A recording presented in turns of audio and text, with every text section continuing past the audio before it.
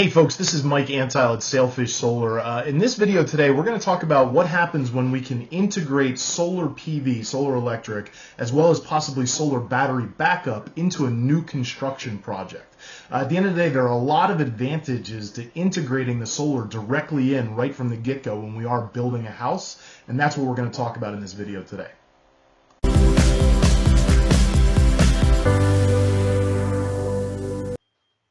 All right, so let's dig right in. We are going to talk about solar integration in construction, architectural design, and in roofing on this slideshow today.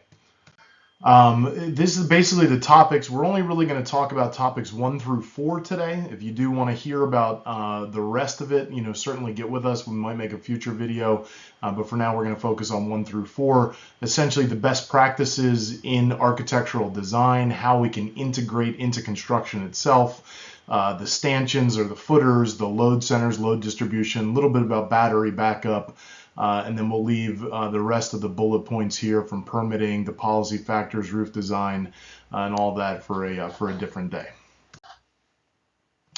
So one of the things that we really want to dig in on is right here. If you can see this is the conduit. So the solar panels are attached to the roof, obviously. This is actually a standing seam roof, which means we can put these panels on without actually needing to penetrate the roof at all, which would explain why this conduit is here. But even then, this is not our job, by the way.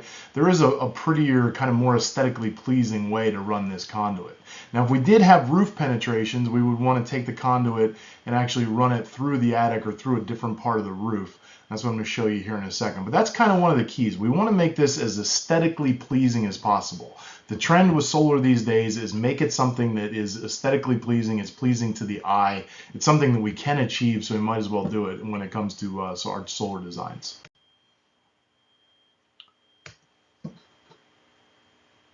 So again, we're going to talk about hiding the conduit. So here's the panel on the roof. This is kind of the traditional way of doing it, is you would loop around the roof and drop that conduit down and hook into your electricity. But a different way, or excuse me, your electrical box, but a different way of doing it is going through the roof and actually running that conduit through the attic space. And then here we can pop through the eave or through the soffit and come down. Or in new construction, we can actually run right behind the walls. So again, we're trying to avoid this kind of ugly conduit hanging off the side, which is what is otherwise a pretty good looking, aesthetically pleasing project right there. So the goal with conduit, again, is to hide it. In new construction, we want to be part of that rough-in process. A lot of times we might even use raceways, underneath the house itself. So when the concrete slab is poured, we can have some raceways underneath, and then we can pop up through the walls and attach to the solar system on the roof. During the re-roof, if this is not a new construction, but it's an actual re-roof, we're going to have increased access to the attic space, and that gives us, again, the additional ability to hide that conduit and the wiring underneath the roofs or underneath the tile or whatever it is, whatever new type of roof is going in. So again, hiding the conduit is by far one of the biggest advantages to new construction or to retrofit re-roofs, where we can really hide those electrical wires and hide the rest as much as humanly possible in terms of what isn't actually going to be visible other than the panels on the roof. Again, this is kind of a before and after. On the left side of the screen here is all of our conduit hidden behind the wall, as well as the outlets. And then as we get over here, this is the drywall goes in. And then, of course, there's the end result where you can't even see our equipment hidden behind. Here, we're going to talk about how we actually go into the roof itself. So this is a flat roof. This is a TPO flat roof. As you can see right here, these are our footers or our standoffs, our stanchions, if you will. And these are actually sealed directly into the roof itself. So this is kind of a before picture and an after picture. These stanchions have now been sealed, and they have actually become part of the roof structure itself. And the roof warranty can stay intact. We're actually going to usually partner with the roofer, and they're the ones who are going to do that final seal to actually put the panels, or excuse me, to put the footers in and make them become part of the roof.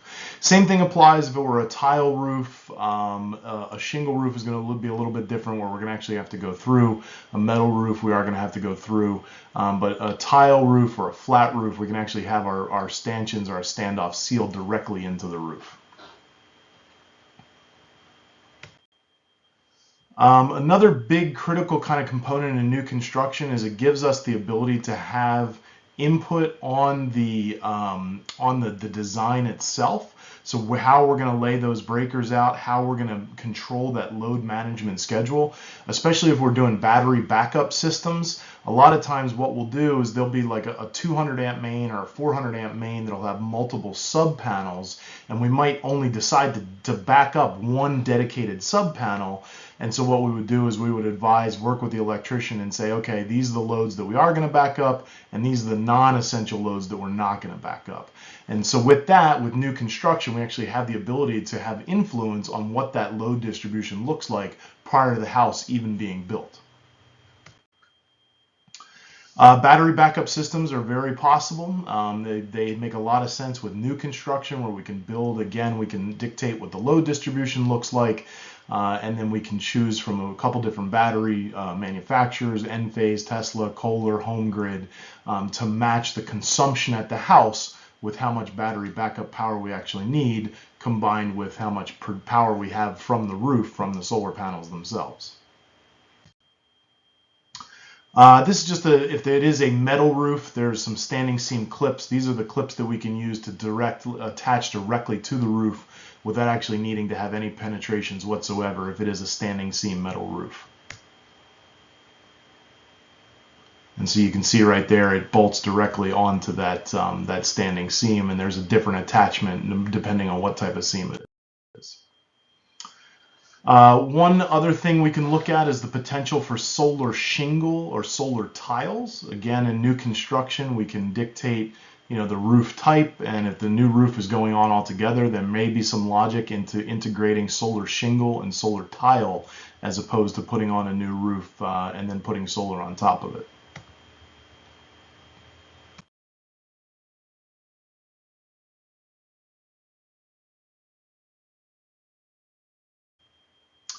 Here's another example of solar shingle. So here we have the regular tiles, or excuse me, solar tile, the regular tiles, and then these are the solar tiles that are basically integrated directly in.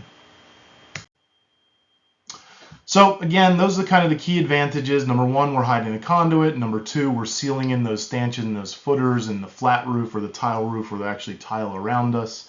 Number three, we have the ability to dictate those load centers. Number four, we're going to advise on what the load distribution should look like. If we want a battery backup system, then we're really going to get in there and make sure that we're doing essential loads versus non-essential loads. Some of the other things that we would look at in new construction, number one, permitting. We have the ability to kind of piggyback onto a master permit or a master general contractor if need be, making things a little bit simpler. We can advise on policy factors, things that may or may not have to do with your system, but at least make sure that we're up to speed on anything that may impact your system from a government regulatory policy standpoint.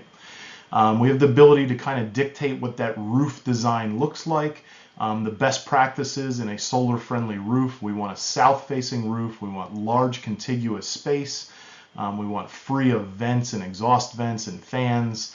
We want to be quote-unquote hidden from view whenever possible. And we want to make sure we have nice, healthy trusses that are in there and running in the right direction to actually support our solar if we are going to go directly into the trusses. Lastly, you can get credit towards LEED certification if that's something you're seeking in your new construction facility. And of course, battery backup is something we already talked about. Just real quick on the economics of solar. So integrating solar into new construction, it will come with a payback period of between 7 to 8 years, meaning the equipment, everything that was spent on the solar system will pay for itself in somewhere between 7 to 8 years. That is on equipment that is warranted to produce power for 25 to even 30 years. So it's paying itself off in 6 or 7 years, or 7 or 8 years, and it's warranted to last for 25 to 30 years. So when you take that all out, the average annual rate of return is going to be somewhere between 11 and 14%. And the actual property value will increase, the resale value will increase by 4.6%. That's a number that's specific to the state of Florida. And last but not least, it's an inflation hedge. as your customers and as the new construction households are looking for what they can do to hedge against the future, solar is a fixed asset. You're producing your own power. So number one, you're hedging against the cost, the increase of costs for electricity from the utility company. Number two, you're actually hedging against the dollar, because now you have a fixed asset that's producing a fixed amount every month. And even if the dollar continues to weaken, your asset will continue to produce at exactly the same level that it was when you began. So in a nutshell, that's it. If you like this video, please like and please subscribe. We'll have more content coming in the future.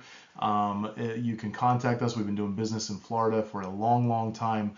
I myself have been doing solar in Florida for 17 years. We'd love to answer any questions. And if you have a new construction project and you just kind of want to dig in and see what it looks like, give us a buzz or shoot us an email. All right, that's it for now. Thanks for stopping by.